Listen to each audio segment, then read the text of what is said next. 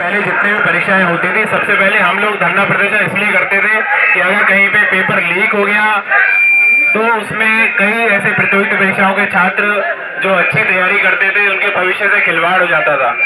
और आपने कई एक बार पिछली परीक्षाओं में कई बार जो पेपर लीक हो गए आपने देखा भी। हमारे प्रतियोगिता परीक्षाओं के छात्र छात्राओं ने ही आप ही लोगों ने उस पर डिमांड किया था कि साहब जो पेपर लीक हो जाता है तो उसके बारे में एक उचित एक प्रक्रिया अपनाई जाए, इस प्रकार की पुख्ता व्यवस्था की जाए कि पेपर लीक की संभावनाओं को शून्य कर दिया जाए। और उसमें हमारे प्रतियोगिता परीक्षाओं के छात्रों ने एक अनुरोध ये किया था कि इसमें कई बार जो प्राइवेट इंस्टीट्यूशन अगर केंद्र बनते हैं तो वहां से पेपर लीक होने की बहुत सारी घटनाएं हो जाती हैं और जिसके कारण पूरी परीक्षा डिले होती है। बहुत सारे जो हमारे छात्र हैं उनकी उम्र निकल जाती है और एक भी परीक्षार्थी की उम्र निकल जाए उस पर क्या पीड़ा बीतती होगी उसका एहसास आप सबको भी, उसका एहसास हमको भी है, उसका एहसास सरकार को भी है।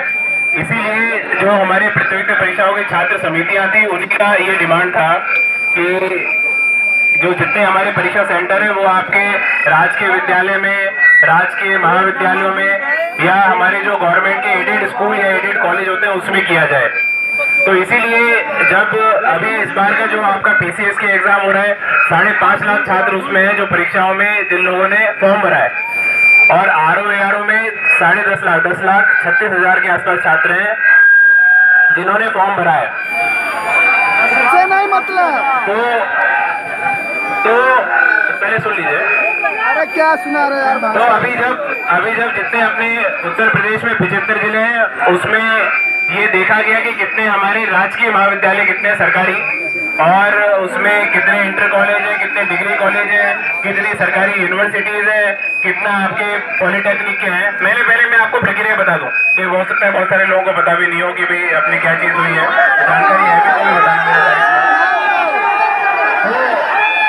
हाँ एक सेकेंड।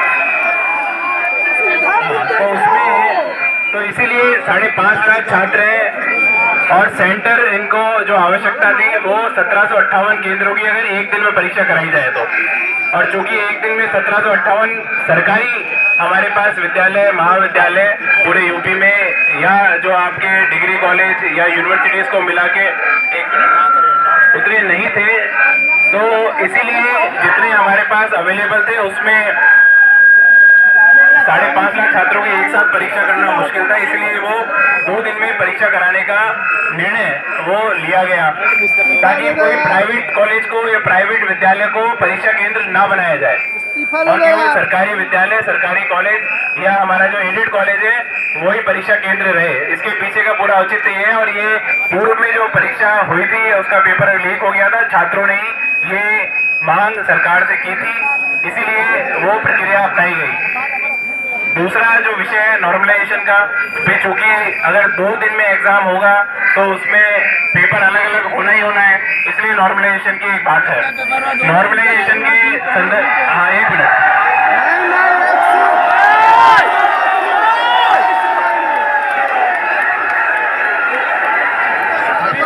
अभी मैं वो चीज बता रहा हूँ कि जो अभी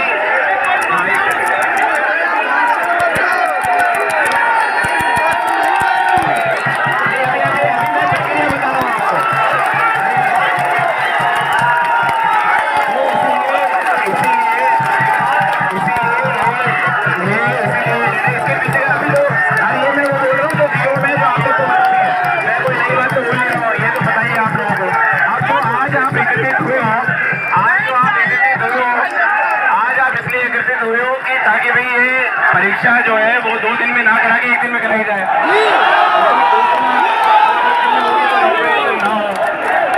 तो इसीलिए हाँ मैं वही बात बोल रहा हूँ, आप सुन लीजिए।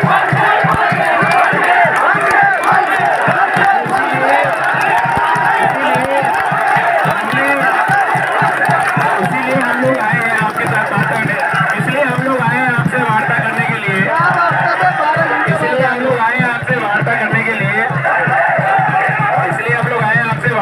लिए, ये जो निर्णय लिया गया था वो यही सोच के लिया गया कि छात्रों की डिमांड है पेपर लीक ना हो, किसी के भविष्य से खिलवाड़ ना हो और किसी के भविष्य से खिलवाड़ ना हो।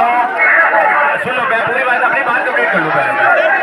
तो ये आपने ये बात बोला है